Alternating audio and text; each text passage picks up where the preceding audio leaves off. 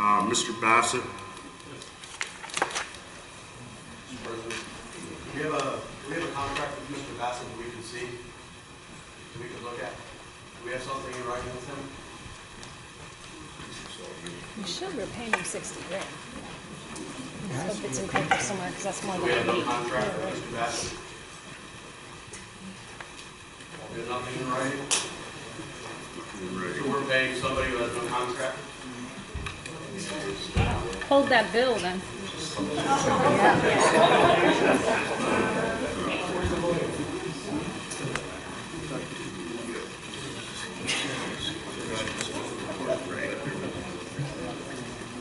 Isn't that something that should have been brought up? We have the scope of work. There was no written contract. We have the scope of the work.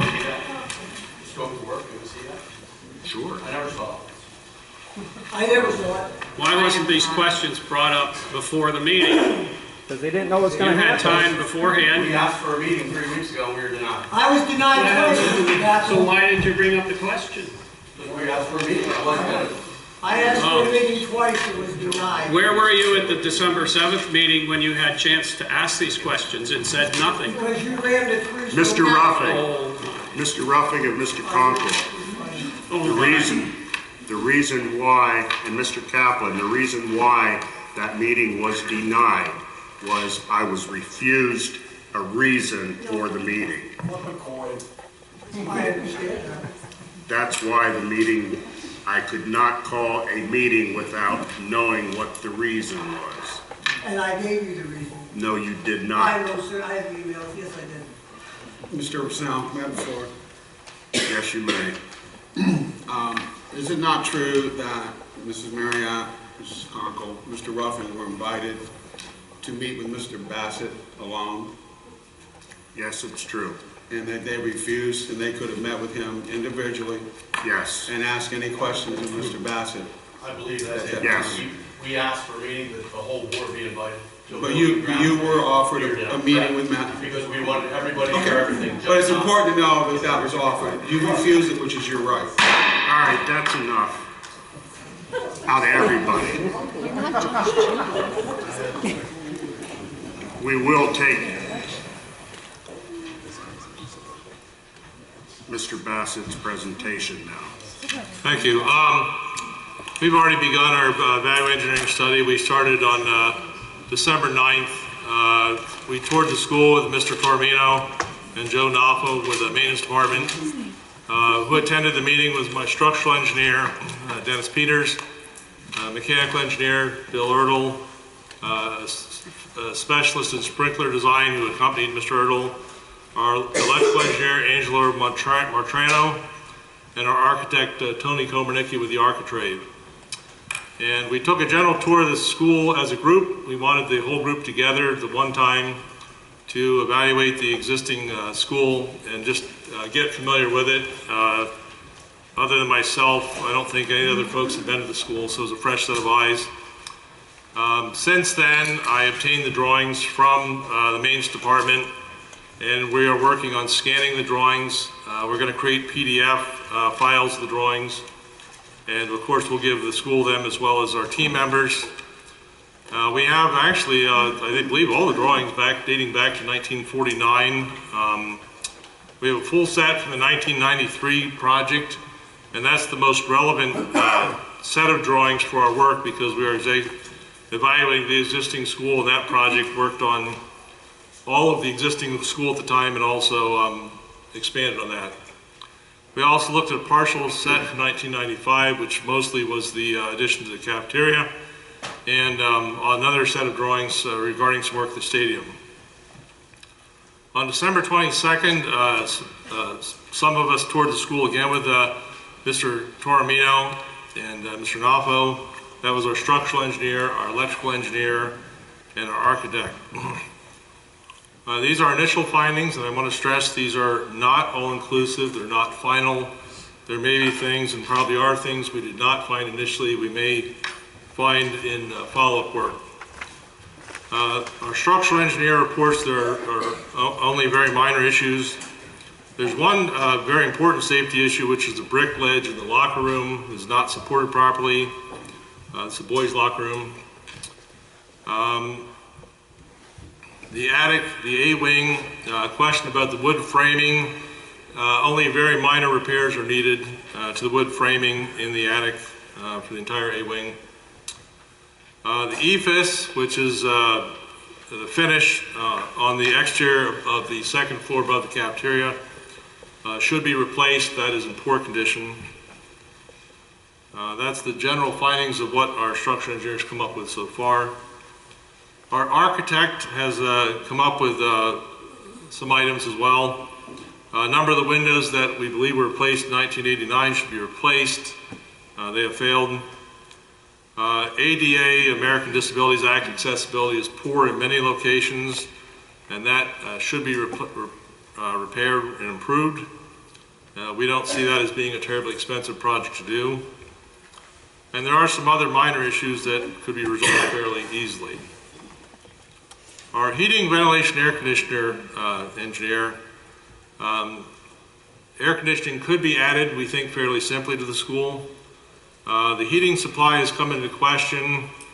If needed, and we're not certain that it is needed, it could be increased again fairly simply and inexpensively. But he needs to review the drawings in particular, and he wants to follow up with another visit sometime soon. So there's no firm conclusions from him, but we did take a look at most of the system pretty thoroughly. The sprinkler consultant who looked at it actually is a contractor who bid on the project, so he was familiar with the new project, but not so familiar with the existing school because the project that's currently under construction did not have a great deal of involvement with the existing school. But his conclusion that sprinklers could be added, it would not be, it'd be complicated but not terribly difficult. We don't have any costs on anything just yet. Electrical engineer looked at the work. He needs another look as well. He wants to come back out, but he's given it two pretty thorough looks. He found the distribution system being in good working order. As to the question of whether it has adequate spare capacity for any additions to the building, he needs to review at least 2 years worth of electrical bills, and I have not contacted Mr. Saul for them yet, but he would want to actually review the bills. They'd be able to tell then how much of the existing capacity is being used. The auditorium and stage lighting probably needs replaced. Apparently it's older, and several problems were reported to us. The fire alarm system is a Simplex, is the name brand of the system. That, there's a question already about parts availability, and that should be replaced no more than 5 to 10 years from now. And certainly could be worked into a current project, and that may be worth considering. Outdoor lights, the high pressure sodium lights should be replaced. They're considered a safety risk nowadays. The metal halide lights that are in the parking lots, that's the wider lights in the parking lots, may also want to be replaced. The exterior emergency lights do not meet current code, they need to be replaced. He did not see problems with the classroom or hall lights. They are in apparently good order. He does want to look at them in a little further detail, but he didn't see any problems in his two walkthroughs so far. And the generator, existing generator, is in good condition and does not have many hours on at all. And that is the normal situation with emergency generators. They don't get used much. I looked at the site and civil engineering issues. And we see several ways to improve bus circulation and safety, and we want to investigate that further. We haven't got too far in that. And parking, which has been raised as a concern, that's one of the things you see of the new school project, a lot of additional parking, and that could be added at the expense of green space. But there are places to add parking if that's desired. The C-wing, the issue had been raised previously about the basement being wet. And then Mr. Tormino pointed out there's some wet in the weight room downstairs, that's also wet. And there are relatively simple fixes to solve the wet basement problems. We did see evidence of water damage, but that would not be terribly difficult to solve that. So that's where we're at on, we see our project as being twofold. One is review of the existing physical space, the educational space, what needs to be repaired and or replaced in existing space. And so that's the summary report of that. We're further along on that than the second question, which is the review of the educational space and the educational needs, meaning the needs for additional space or change in use of the existing space. Tony Komarnicki and myself met with Mr. Toromino last week on the 22nd. There have been tabulations of classroom space. There's one of the initial feasibility by the architect. We reviewed that, Mr. Toromino. He gave us some updated numbers, then he sent us a spreadsheet. And that identifies classroom by classroom, how large the classrooms are, and all different, not just classrooms, but gymnasiums and library and so on. So we're updating that tabulation. We also discussed in some manner the number of classrooms, the number of teachers, full-time teachers, existing and anticipated, to try and identify, well, how many actual classrooms are needed, of which type. Our next step in regard to reviewing educational space is to review the drawings, see what space is available. Does it work for its purpose as it is, or can it be repurposed? A good example of that is the existing agricultural shop and industrial arts spaces will be vacated with the new tech center being built. And is there a good use, or what is the best use for that space? And then the last question we're looking at is is additional space needed? And if so, for what purpose is that space needed? And then how best to provide that space. That's what we're just now getting into. That's our summary of where we're at today in the study. We still see ourselves being on track to provide a more detailed report at the January 12th board meeting. And we do plan to present our findings at the January 26th meeting for review and comment. And I would expect there'll be questions, comments, and changes from the board that we'll have to revise the report after the 26th. Thank you. On the 9th, how long were you here on the 9th? We were here probably 2.5, 3 hours. And on the 22nd? About the same. Thank you. Was that the total amount of time you did the evaluation? No, we've been doing For being in the school? in the school, yeah, so far. We're not done. What do we look like, 5 hours? 6 hours, and that did it? Again, I said we're not done. Okay, all right. And Mr. Snell, can he take questions? Excuse me? Can we ask Mr. Bassett questions? Should be able to. Yeah, you should be able to. You can ask Mr. Bassett questions, but do it respectfully. Well, I will certainly will. So how many schools have you designed, Mr. Bassett? How many schools, a school this size?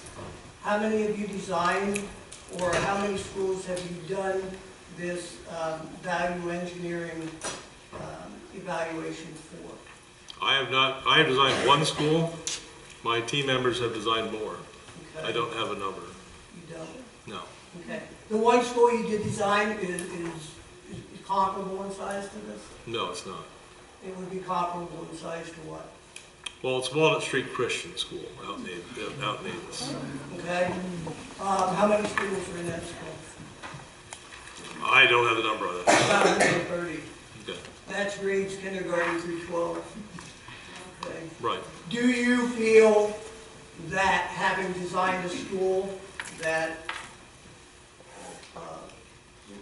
a very small school like that, in which I saw a picture of it, do you feel that that qualifies you to do a value engineering study on a school this size? Well, again, my team members have designed other schools, and they've done a great deal of work on schools. That's why I assembled a team of experts that complement they're really the primary drivers of the study. They are the technical experts on schools. What a civil engineer does on any school is the same as on any other building, as we design the site and the plumbing, underground piping, parking, driveways, and I've done dozens of projects much more expensive than this, where I've done that part of the design, and they were public spaces. So I see that excuse me, I'm not done. I think I'm perfectly qualified for my part of the study, and I'm comfortable that my sub-consultants, my specialists, are equally qualified for their parts of the study. Okay. And, you know, when I look at a portfolio that we got from Crabtree Orwell and Associates, and it lists scores of schools that they've done throughout the area, and actually it's actually 120 school districts. This is a very extensive portfolio. May I see yours? I don't have any such thing ready at this point in time. Thank you, Mr. Bassett. I would ask if we proceed this way, that we visit some of the sites like we did the last thing, visit some sites that those people have taken care of, if we proceed this way. Not that I'm in favor of it, but we need to see some sites. Mr. Bassett, I don't question your ability on your specialty, and I've read your webpage, and I don't question your ability at all, sir, on what you specialize in. I question your ability on something like this, and I question not you, but how you were selected. I understand. But like I say, the way I see it is that you need some experience in a school to look at a school. My team members have more experience with schools. And again, their specialty is the interior of the schools. I think when you're designing a heating and ventilation system, for example, if you design it for a school or a motel, several partners work together, a number of motels, for example.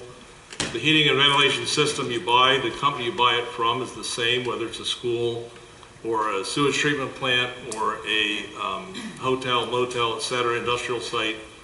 And the same is for all the specialties. The structural engineer designs a brick and block building. Doesn't matter what it's used for, he's designing the brick and the block and the roof, etc. So I think our team is very well qualified. I don't think you need to be a company that does strictly schools to be able to evaluate a school properly. And are you finished? Yes.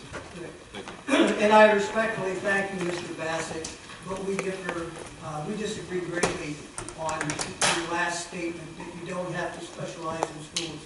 Personally, I disagree, but I thank you. I thank you for your comment.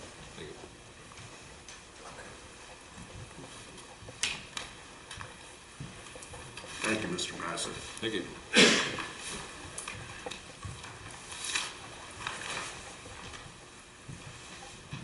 Mr. Kastner, could we get your update on